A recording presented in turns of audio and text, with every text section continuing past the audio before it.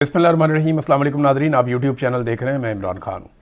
सबसे पहले तो डोनाल्ड ट्रंप ने अमरीकियों की अक्सरियत को बेवकूफ़ करार दे दिया है। फ्रस्ट्रेशन बहुत बढ़ती जा रही है।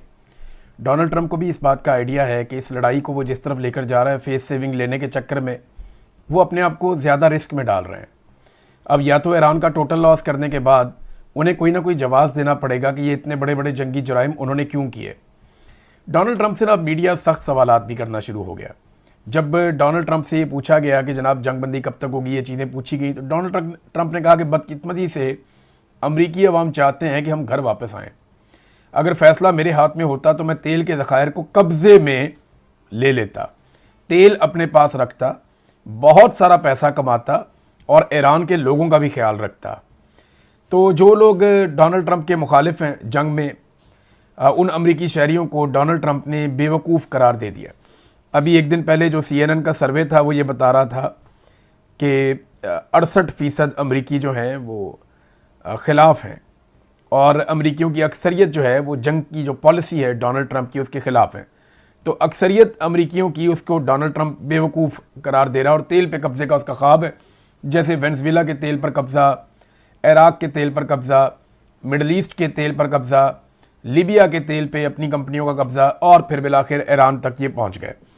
अब एक और स्टेटमेंट में जब उनसे पूछा गया हमलों के हवाले से, तो डोनाल्ड ट्रंप ने कहा जी उन्होंने ईरानियों को जानवरों से तशबीह दी कि इंफ्रास्ट्रक्चर वो तबाह करेंगे, और यानी अजीबोगरीब किस्म के स्टेटमेंट डोनाल्ड ट्रंप दे रहे हैं। जब सवाल किया गया तो उन्होंने कहा ये जानवर हैं ईरानी, एनिमल्स करार दिया, और ये जवाब बनाया कि जी वहाँ पे क्योंकि बहुत ज़्यादा एहतजाजी मुजाहरों को कुचला गया है, तो वो तो पाकिस्तान में भी किया गया, वो तो बाकी जगहों पे भी किया जाता है। लेकिन क्योंकि इस वक्त ईरान के ऊपर हमला मकसूद था तो ईरानियों को जो है वो जानवर करार दे दिया। और फिर जब डोनाल्ड ट्रंप से ये सवाल किया गया जनाब लोग आपको पागल कह रहे हैं और आपको ज़हनी मरीज़ कहते हैं, तो इस पर डोनाल्ड ट्रंप ने कहा जी मुझे कोई फ़र्क नहीं पड़ता। फिर सबसे ज़्यादा तनकीद डोनाल्ड ट्रंप पे इस बात पे हो रही है कि डोनाल्ड ट्रंप ने गालियाँ दी हैं, और जब उससे पूछा गया कि आपने गालियाँ दी, उसने कहा जी बिल्कुल मैंने दी हैं। उसने लोग आपको ज़हनी मरीज़ कह रहे हैं, कहते जी मुझे इससे कोई फ़र्क नहीं पड़ता। ये जिस आदमी की हालत हो जाए वो मामले को कहाँ तक ले जाएगा इसका आप अंदाज़ा लगा सकते हैं। फिर इसमें एक और चीज़ है, डोनाल्ड ट्रंप ने कहा कि मंगल फाइनल है। यानी डोनाल्ड ट्रंप से पूछा गया ना कि आप बार बार टाइम बढ़ा देते हैं, पहले आपने कहा जी कि 2 दिन, फिर कहा 5 दिन, फिर कहा 10 दिन, तो एक और नई डेडलाइन आएगी। तो इस पर डोनाल्ड ट्रंप ने कहा नहीं डेडलाइन कोई नहीं है, अब मंगल फाइनल है। पाकिस्तान ने जो तजावीज़ दी, रॉयटर्स के मुताबिक पाकिस्तान के आर्मी चीफ ने ये कार्रवाई की, उन्होंने रब्ता किया ईरान से भी, अमेरिका से भी, और तजावीज़ बनाकर दोनों ममालिक के साथ शेयर की कि ये वो एक बीच का रास्ता है जिससे जनाब आप लोग मुज़ाकरात करके इससे निकल सकते हैं लड़ाई से, क्योंकि पाकिस्तान को सूट करता है कि जंगबंदी हो जाए।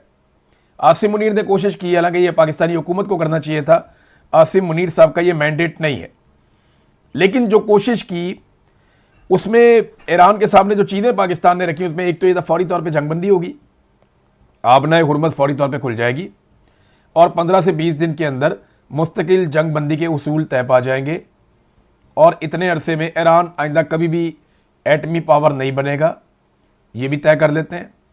और उसके साथ ईरान पे से कुछ पाबंदियाँ भी उठा ली जाएंगी, और ईरान जो है उसको कुछ सहूलियात भी फराहम की जाएगी, जैसा कि उसके कुछ एसेट्स हैं या उसके कुछ फ्रीज़ हुए हुए हैं असासे, वो सारे उसको वो मिल जाएंगे, जो कुछ भी उसका जब्त किया हुआ है। ये ईरान को पाकिस्तान ने कहा, लेकिन पाकिस्तान क्या इसकी गारंटी दे सकता है? तो जवाब है कि नहीं दे सकता। मैं आपको एक मिसाल देता हूँ। 2 मिसालें हमारे सामने हैं, एक हमास की और एक अफगानिस्तान की। इन दोनों ने अमेरिका के साथ मिलकर डील की थी। जब हमास ने अमेरिका के साथ मिलकर डील की थी, उस वक्त जो सालिस थे वो तुर्की और मिस्र थे। उन्होंने गारंटी दी थी कि ऐसा कुछ नहीं होगा, आप जंगबंदी करें। तो हमास ने अमेरिका के साथ, इसराइल के साथ जंगबंदी कर दी, वो जंगबंदी हो गई।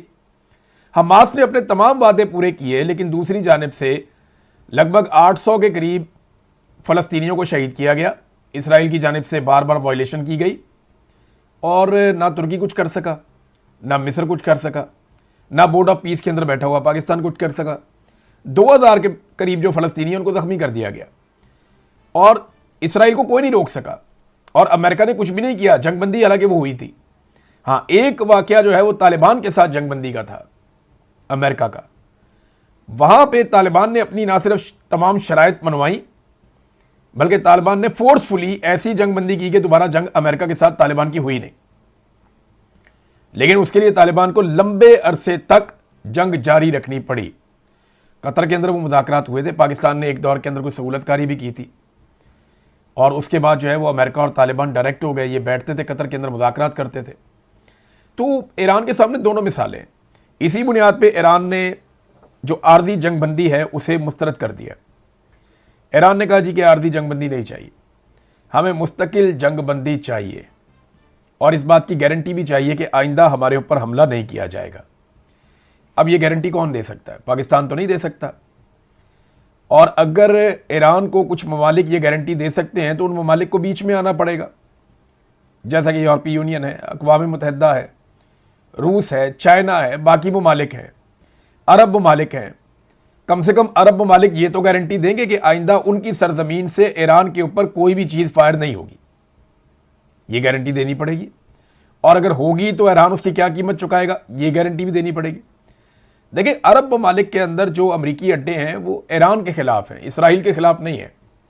पूरी दुनिया में एक भी अमरीकी अड्डा इसराइल के खिलाफ नहीं है, बल्कि अरब ममालिक में जितने भी अमरीकी अड्डे हैं, अरबों का किससे लड़ाई है? पाकिस्तान के साथ नहीं है, इंडिया के साथ नहीं है, अरबों की यूरोप के साथ लड़ाई नहीं है, बड़े शानदार ताल्लुकात हैं।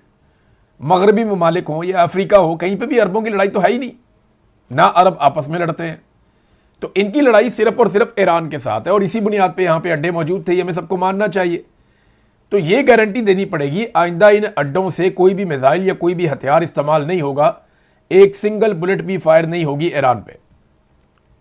अब ये गारंटी क्या पाकिस्तान दे सकता है? तो जवाब सादा सा है कि पाकिस्तान की ये पसली नहीं है कि पाकिस्तान इस नौयत की गारंटी दे।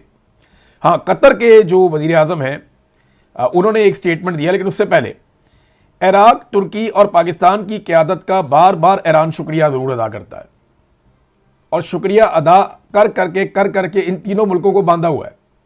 क्योंकि एक तरफ तुर्की है, उसके ऊपर बड़ा दबाव है कि वो अमेरिका को सपोर्ट करे ईरान को मारने के लिए, एक तरफ पाकिस्तान है, इस पर बड़ा दबाव है कि ये ईरान को मारने के लिए सपोर्ट करे। अमेरिका का बराह रास्त भी है, और अरब ममालिक के ज़रिए से भी कुछ ना कुछ दबाव रहता है। तो इराक, वहाँ पे वैसे ही आपको पता है खाना जंगी ऐसी सूरत हाल है, बड़े लंबे अरसे से अमेरिकन सिर्फ वहाँ से तेल निकाल रहे थे। तो ईरानी की आदत क्या करती है, अभी तर्जुमान ने दोबारा स्टेटमेंट दिया, वो बार बार पाकिस्तान का, तुर्की का और इसका शुक्रिया अदा करते हैं इराक का, ताकि इनकी क़यादत बंदी रहे। और उन्होंने शुक्रिया अदा किया, जी हम ईरानी कौम के दिफा की हमायत करने पर तीनों ममालिक की कौमों के शुक्रगुजार हैं। ये तर्जुमान ईरानी वज़ारत ख़ारजा ने कहा। तो वो इनका इतना शुक्रिया अदा करते हैं ताकि ये जंग से बाहर ही रहे कि जनाब आप तो बड़े अच्छे हैं, आप तो हमें भी अच्छा समझते हैं, आप हमारे खिलाफ किसी लड़ाई का हिस्सा भी नहीं बन रहे, बल्कि आपकी आवाम हमें सपोर्ट कर रही है, हम आपकी आवाम का शुक्रिया अदा करते हैं। ये ईरान की बड़ी ज़बरदस्त हिकमत अमली है, और वो इस हिकमत अमली को लगातार लेकर चल रहा है। अच्छा, जो तारीखी खौफनाक ऑपरेशन हुआ ईरान के अंदर अमेरिका की जानिब से, उसकी तफसीलात सामने आना शुरू हो गई हैं। रॉयटर्स ने उसके बारे में लिखा, वॉल स्ट्रीट जर्नल ने उसके बारे में लिखा, कुछ और अमरीकी अखबारात उसके बारे में लिख रहे हैं। ईरान कुछ और कह रहा है, अमेरिका कुछ और कह रहा है। हकीकत क्या है वो वक्त आने पे चीज़ें खुलती हैं, लेकिन जितना बड़ा और खौफनाक ये ऑपरेशन था, ये एक पायलट के लिए हो नहीं सकता। अब 2-3 पॉसिबिलिटीज़ हैं जिसके ऊपर माहिरीन बात कर रहे हैं। नंबर 1 ये है कि पायलट को रेस्क्यू करने वाला ऑपरेशन तो बड़ा महदूद था, लेकिन ऑपरेशन के लिए जो लोग गए थे वो भी फंस गए और उनके तैयारे भी गिर गए। लिहाजा अब इतनी बड़ी तादाद में अमेरिकन वहां पे ईरानी सरजमीन पे मौजूद थे कि उन सबको निकालने के लिए एक बहुत बड़ा ऑपरेशन करना पड़ गया, और अब अमेरिका का दावा है कि वो सारे निकाल लिए गए। पहली तो कहानी ये है। दूसरा ये है कि ये पायलट को रेस्क्यू करने वाला ऑपरेशन नहीं था, ये उससे काफ़ी दूर इलाका है जहां पे ऑपरेशन किसी और नौयत का था। कुछ माहिरीन का मानना है, या ईरान के कुछ लोग ये दावा कर रहे हैं कि कुछ यूरेनियम लेने के लिए अमेरिकन ने एक ऑपरेशन किया है, कि उनका निशाना यूरेनियम है, वो उसको उठाकर वहां से ले जाएं और जाकर कहें ये वॉर ट्रॉफी है, ट्रंप के सामने रख दें और ट्रंप कहे जनाब कि हम यूरेनियम ले आए उठाकर, लिहाजा हमारी जीत हो गई है। ये भी एक रीजन हो सकता है। और तीसरा